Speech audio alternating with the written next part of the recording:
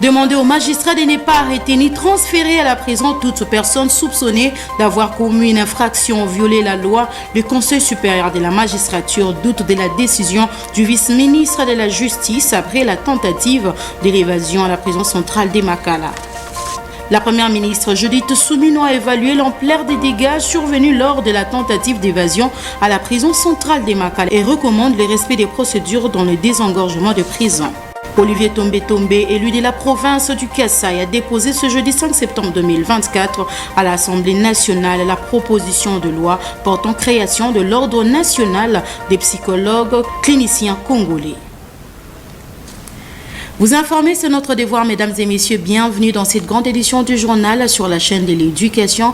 À la une de l'actualité, 2 éléments Zaïre neutralisés, un autre blessé, 2 armes AK-47 récupérées aux côtés de 2 caisses de munitions et une autre en vrac. C'est le bilan de patrouilles de combat menées ce jeudi 5 septembre matin par les unités FARDC déployées à Tchomia, selon le porte-parole du secteur opérationnel Ituri. Les opérations de poursuite sont en cours pour complètement en finir avec tous ces faiseurs de troubles qui endeuillent la population plutôt innocente. Nous y reviendrons avec force de détail dans nos prochaines éditions. Toujours dans l'actualité, le président de la Chambre basse du Parlement congolais, Vital Kamerhe, a échangé le mercredi 4 septembre 2024 avec une délégation de l'Assemblée de la jeunesse de l'Union africaine, secteur République démocratique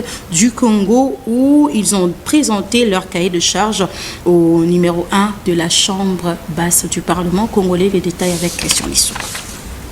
Le président de l'Assemblée nationale, le professeur Vital Kamerhe, a échangé avec une délégation de l'Assemblée de la jeunesse de l'Union africaine, section RDC, le mercredi 4 septembre, conduite par Jacques Kamboua, président pays de cette structure. Ces échanges ont brossé succinctement les cahiers des charges de cette structure qui annonce dans les prochains jours une tournée dans toutes les provinces du pays pour aller à la rencontre des réels problèmes de la jeunesse congolaise avec toutes les particularités propres à chaque zone géographique dans les contextes actuels. Cette tournée va permettre à l'Assemblée de la jeunesse de l'Union africaine, section RDC, de produire à l'intention des décideurs un livre blanc en rapport avec la jeunesse. D'autre part, cette délégation a fait un plaidoyer pour que l'Assemblée nationale puisse introduire une ligne budgétaire dédiée au fonctionnement de cette structure. À cette même occasion, Jacques Kamboua a rappelé au président de l'Assemblée nationale la nécessité d'avoir aussi une ligne budgétaire pour soutenir tous les jeunes qui représentent la République démocratique du Congo valablement dans des événements internationaux. Nous avons plaidé pour la cause de la jeunesse en faveur de plus d'attention en termes d'accompagnement, tant législatif que institutionnel pour la jeunesse. Il était aussi question de tabler sur la problématique de la représentation de la jeunesse au niveau des instances internationales, mais surtout la participation de cette jeunesse congolaise à des assises au niveau africain et aussi international, puisque aujourd'hui la diplomatie ne se conjugue plus sans la jeunesse. Donc pour mieux conjuguer la diplomatie, il faut avec la jeunesse, puisque c'est cette jeunesse qui est censée pérenniser tout ce qu'il y a comme action ou résolution qui sera prise. Le président de l'Assemblée nationale, le professeur Vital Kamerhe, a loué cette initiative en insistant sur l'attention qu'il faudra accorder à l'évaluation du niveau des formations et d'instruction de la jeunesse en vue d'avoir les tableaux des potentialités de cette jeunesse en tant qu'acteur du développement économique et social de notre pays. Ceci pourra permettre aux décideurs d'améliorer objectivement les secteurs éducatifs. Il a promis les soutiens de l'Assemblée nationale pour accompagner la section RDC de l'Assemblée de la jeunesse de l'Union africaine dans sa démarche. Toujours à la Chambre basse du Parlement congolais, les retraités des sucreries d'Équiliba ont échangé avec le président de cette institution, le professeur Vital Kamerhe, dont l'objectif de lui présenter une situation de détresse que connaît actuellement cette sucrerie. Un reportage signé une fois de plus par Christian Lissou.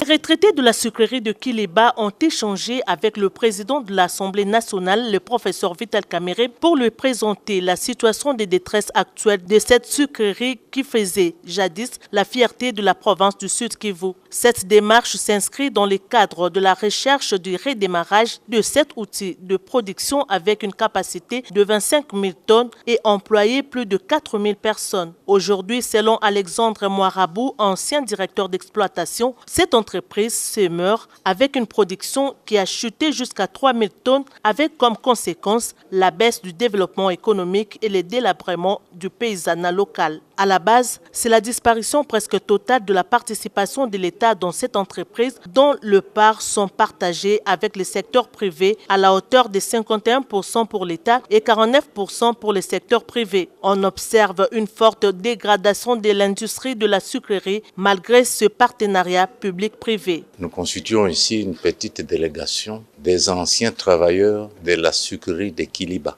qui, pour le moment, a changé de dénomination. Elle est devenue la sucrerie du Kivu. Nous sommes venus plaider la cause de la sucrerie de Kiliba pour qu'elle relance ses activités afin de booster l'économie, la sécurité, le social dans toute la plaine de la Ruzizi, comme cela l'était il y a quelques années.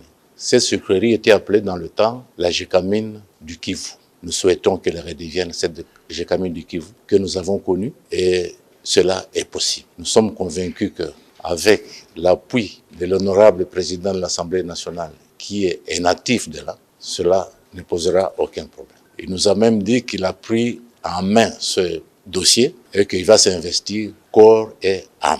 Vous le connaissez, le président de l'Assemblée nationale. Quand il promet quelque chose, il le fait. Les retraités de la sucrerie de Kiliba sollicitent l'implication du président de l'Assemblée nationale pour amener le gouvernement à intervenir pour sauver cette entreprise jadis appelée la Gécamine du Sud Kivu. Ils ont par ailleurs rappelé que depuis leur mise en retraite, leur pension n'a été payée qu'à 30%. Avec cette situation chaotique que connaît cette sucrerie, ils ne savent plus à qui s'adresser, a précisé Alexandre Moirabou parlant au nom de la délégation. Très réceptif et concerné par cette douleur qu'il partage avec les fils et filles du Sud Kivu, le président de l'Assemblée nationale, le professeur Vital Kamerhe, a pris l'engagement de faire tout ce qui est de son pouvoir pour amener tous les intervenants nécessaires à réfléchir sur les voies et moyens de sauver la sucrerie de Kiliba.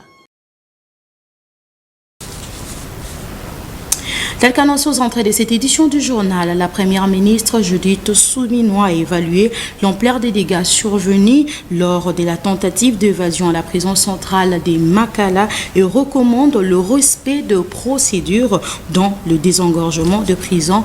Un reportage d'Ekati. La première ministre Judith Suminwa a effectué une descente à la prison centrale de Makala 48 heures après la tentative d'évasion des détenus. La chef du gouvernement a personnellement inspecté les locaux de ces centres pénitentiaires de Kinshasa afin d'évaluer l'ampleur des dégâts.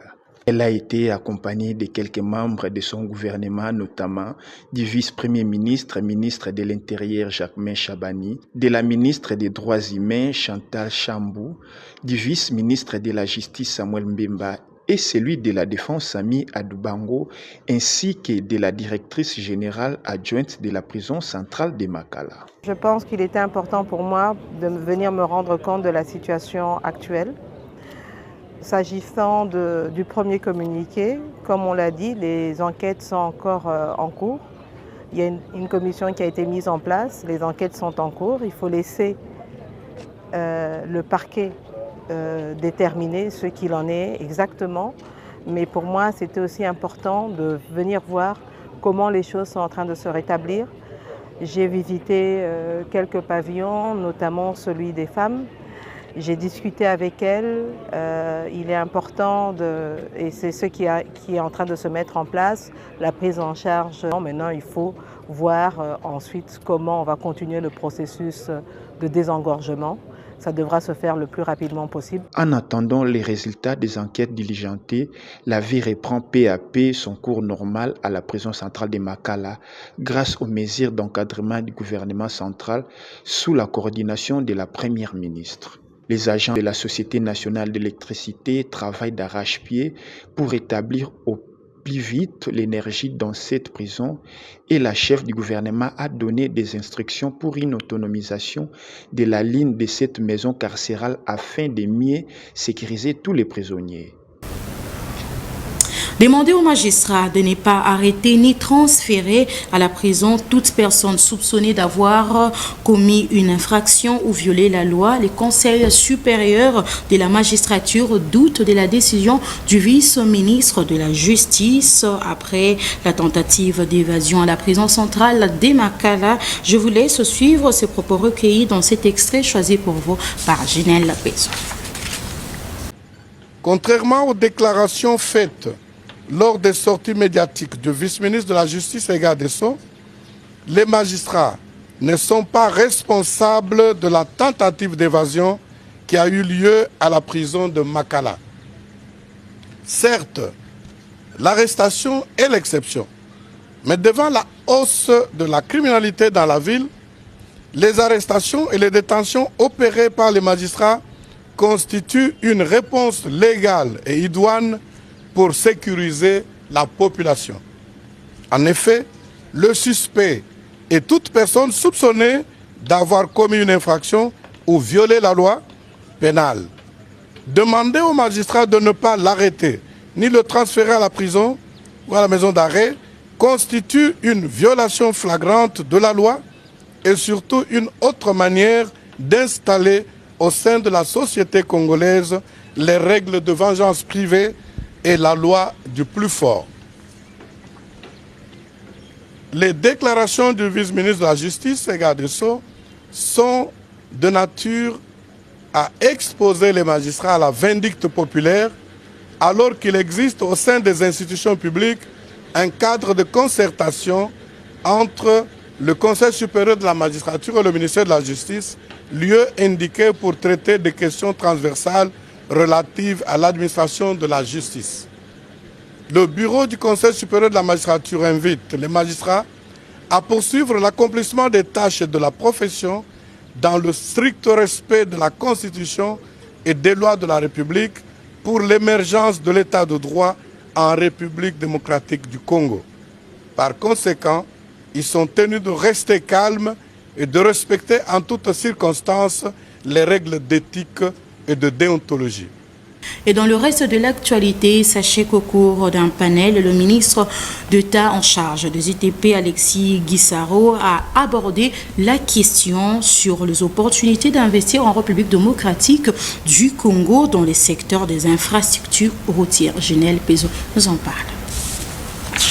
À Pékin, où s'est déroulé le Forum économique RDC-Chine sur les opportunités d'investissement, le ministre d'État, ministre des Infrastructures et Travaux publics, Alexis Guissaro, a pris la parole pour présenter les nombreuses opportunités d'investissement dans le secteur des infrastructures en République démocratique du Congo. Lors du panel sur l'accès à l'investissement et les plans opérationnels pour des villes durables et numériques, Alexis Guissaro a mis en avant 4 points clés, dont l'état des lieux des infrastructures au pays, les priorités quinquennales en matière de routes, de logements et d'autres bâtiments publics. Il a aussi abordé la question cruciale du financement des infrastructures, un enjeu majeur pour le développement du pays. Des opportunités qui vont bien entendu renforcer la coopération entre les deux pays. En termes d'opportunités d'investissement, différents projets prioritaires ont été présentés dans les secteurs ci-haut, ainsi que le cadre institutionnel et réglementaire en vue de sécuriser les investissements chinois en République démocratique du Congo. L'accent a été mis sur des grands projets, notamment la redynamisation des sociétés de transport public, la modernisation de l'aéroport international de Djibouti, la construction de 10 aéroports dans les provinces, la construction de 12 000 km de routes, la construction de 3 000 km de chemin de fer, ainsi que de 50 000 km de fibre optique. En ce qui concerne les villes durables, le projet d'extension de la ville-province de Kinshasa. Présentant les modèles de financement classiques, innovants et en partenariat public-privé, le ministre d'État en charge des ITP a proposé la mise en place d'une politique de garantie souveraine de l'État chinois. Et dans le cadre de l'assainissement des affaires en République démocratique du Congo, le ministre de Finances, Doudou Fwamba, a tenu une importante séance de travail au Forum économique Chine-Afrique. Des explications avec Ginelle Pezo une fois de plus. Sur instruction de son Excellence Madame la Première ministre, chef du gouvernement Judith Suminwa Tuluka, et en réponse à la requête de la tutelle de l'établissement public guichet unique de la création d'entreprises, le ministre des Finances Doudou Fwamba Likundeli Botaï a tenu avant son départ pour le Forum Chine-Afrique à Pékin une importante séance de travail consacrée à l'assainissement des climats des affaires en République démocratique du Congo. Cette rencontre avait pour principal objectif de réformer et de normaliser le processus de création d'entreprises avec pour ambition de ramener ce délai à 3 jours. Cette séance de travail s'inscrit dans le cadre de la mise en œuvre d'une résolution du Conseil des ministres qui insiste sur la nécessité d'améliorer le climat des affaires dans le pays.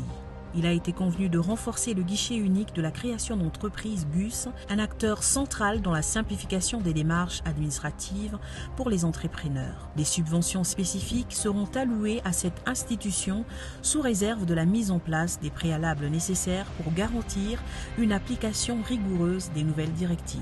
Parmi les problématiques majeures abordées, l'attribution du numéro d'identification fiscale par la Direction générale des impôts DGI a retenu une attention particulière, le NIF, qui est essentiel pour toute entreprise souhaitant opérer légalement en République démocratique du Congo, fait actuellement face à des difficultés en raison de la dispersion des procédures d'obtention des documents. Cette situation va à l'encontre du rôle du guichet unique qui vise justement à centraliser et simplifier ces démarches.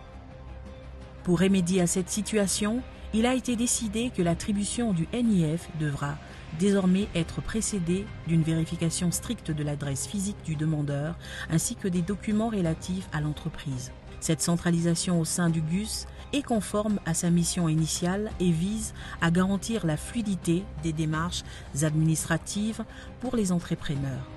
Et de son côté aussi, le ministre des Ressources hydrauliques et électricité Teddy Luamba a signé un mémorandum d'entente avec le groupe chinois CMOC. Les détails avec Ginette Pezo. Après le clap de fin du forum Chine-RDC sur les investissements, les retombées sont déjà positives. Ce mercredi 4 septembre 2024, la RDC, à travers son ministre des Ressources hydrauliques et électricité, le professeur Luamba Teddy, a signé un mémorandum d'entente avec le groupe chinois CMOC pour établir un partenariat d'accompagnement avec le leader international dans le secteur des ressources naturelles engagé en faveur de la transition énergétique. Le ministre congolais confirme que ce futur partenariat permettra non seulement d'accroître la puissance de l'énergie électrique desservie aux populations, mais l'activité minière en bénéficiera aussi pour garantir une constance dans la fourniture en électricité. Il s'agit de lancer un partenariat avec un groupe chinois, CMOC, qui va permettre à construire des centrales photovoltaïques, des parcs solaires à côté de toutes nos centrales hydroélectriques. Les parcs photovoltaïques sont très faciles et assez rapides à pouvoir implémenter. Nous avons un target maximum de 24 mois et un minima de 18 mois, 600 MW supplémentaires sur le réseau congolais. Ça sera une augmentation substantielle sur notre économie et une certaine stabilité dans la fourniture d'électricité. Le CMOC est prêt à apporter sa contribution nécessaire à l'essor de l'économie congolaise et aussi à la transition énergétique de la RDC. Aujourd'hui, c'est un grand honneur pour moi de pouvoir représenter le groupe CFC, qui est actionnaire majoritaire du groupe CMOC, pour pouvoir signer ces protocoles d'accord. Grâce aux capacités financières de CFC, on va introduire les technologies les plus avancées de CATL, CRDL, qui est le plus avancé du monde, pour bien développer notre projet. Je l'ai dit tantôt, le député national Olivier Tombe-Tombe, élu de la province du Kasaï, a déposé ce jeudi 5 septembre 2024 à l'Assemblée nationale la proposition de loi portant création de l'Ordre national des psychologues cliniciens congolais. Pour le plus de précision, suivez son intervention au micro de Souleymane Kalonga.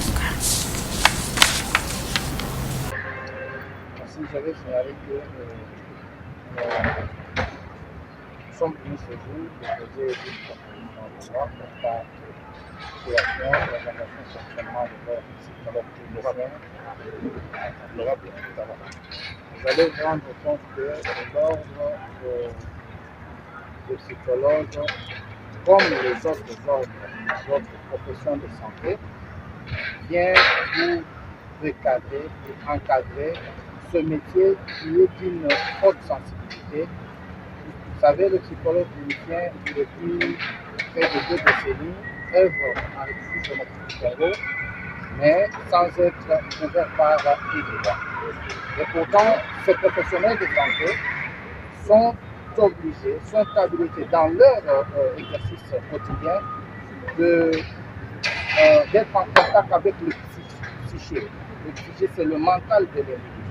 Et par le mental, nous disons que l'œuvre est essentiellement psychologique avec toutes les autres composantes pour lesquelles d'autres professionnels de santé s'occupent. Et de ce point de vue-là, pour nous épargner de charlatans qui aujourd'hui, en longueur de journée, se font passer pour psychologues cliniciens et avec susceptibilité même de porter atteinte à la santé mentale des populations qui s'offrent à eux, nous avons voulu qu'aujourd'hui, nous proposons cet outil pour encadrer cette dimension.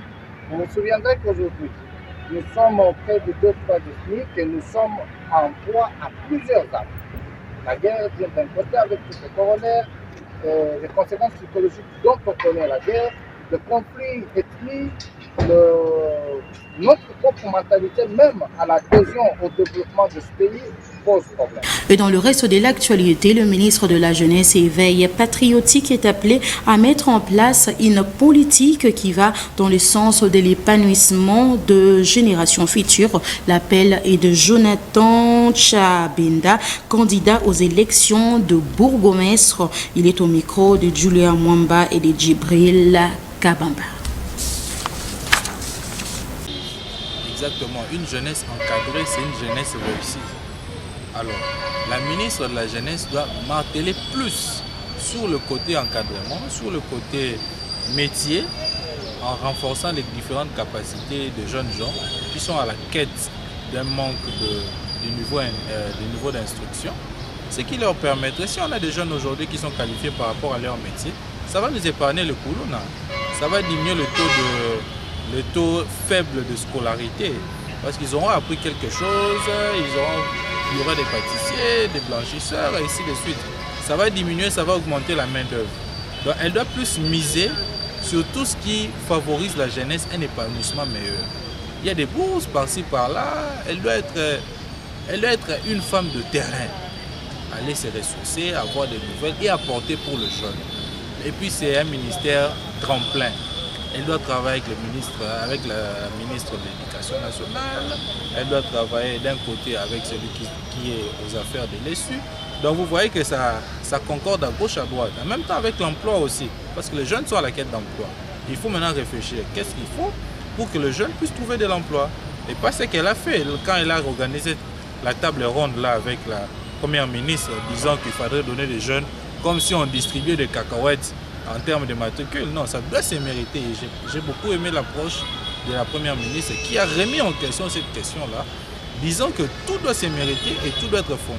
Et dans d'autres parties de la République démocratique du Congo, l'ambassadeur de l'Union européenne en RDC, Barlanga Martinez, a procédé à la remise officielle de 3 bâtiments construits et équipés en faveur de la police nationale congolaise, commissariat provincial de l'Ituri, une dotation qui vient appuyer la réforme plutôt de la sécurité et de la justice. Les engins roulants ont été remis, images et commentaires.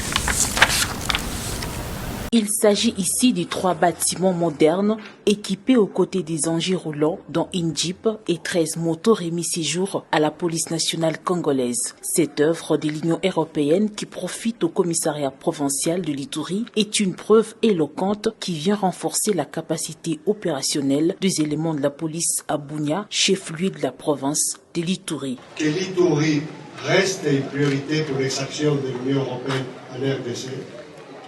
Et reste une priorité et on ne fait pas ce choix par plaisir, on le fait parce qu'on a bien vu les avancées qui ont été faites ces derniers temps à Ituri. Votre bon travail, ça peut servir d'exemple pour d'autres qui sont dans des circonstances pareilles. Donc on vous encourage vraiment à continuer ce travail et la police est un élément central de toutes ces actions. Occasion pour les commissaires généraux adjoints en charge de la police administrative d'appeler les hommes en uniforme à utiliser intelligemment ce meuble et immeuble. Bâtiments, mobilier de bureaux, des matériels roulants. J'exhorte donc, messieurs les commissaires provinciaux de la police nationale congolaise de l'Ituri, de veiller à l'entretien régulier du don de séjour et à l'utiliser en bon père de famille. À son tour, les commandants des opérations et gouverneurs militaires de l'Ituri, le lieutenant général Luboya Kashamadjoni, a salué l'attention particulière du président de la République sur l'Ituri. Il a demandé ce peuple à lui prêter toujours crédit. Rendre les hommages les plus référents à son Excellence, M. Félix Antoine Tshisekedi Tshilombo, président de la République, chef de l'État, commandant des forces de la République démocratique du Congo et de la police nationale congolaise, qui ne ménage aucun effort pour l'amélioration des conditions de travail des hommes en uniforme, que j'invite tous les Ituriens à faire confiance aux institutions légalement établies et à la police nationale congolaise. Disons que ces nouveaux bâtiments du commissariat de la commune Mbunya, les sous-commissariats Horo et Délé, au regard de leur positionnement stratégique, vont davantage contribuer à la sécurité de la population de Bunya, une ville de plus de 2 millions d'habitants qui émerge à chaque lever du soleil grâce au sens des développements élevé du lieutenant général Luboya Kashamadjoni. Parlons société avant de chuter dans cette édition du journal. Les usagers de l'avenue de la Libération ex-24 novembre, dont son tronçon compris entre la rue de Bus Bambolé et la prison centrale des Makala, se plaignent du mauvais état de cet axe routier, un constat de Désir Mbouy. Suivez. La circulation devient de plus en plus difficile pour les usagers de l'avenue des Libérations ex-24 novembre, dans le tronçon compris entre l'arrêt des bus Bambolé et la prison centrale des Makala. Pour cause, l'impraticabilité de cette voie. Cette route d'une grande utilité se trouve abandonnée et pourtant le principal chemin menant vers la prison centrale des Makala. Cette situation occasionne des embouteillages monstres avec comme conséquence la majoration des prix du transport.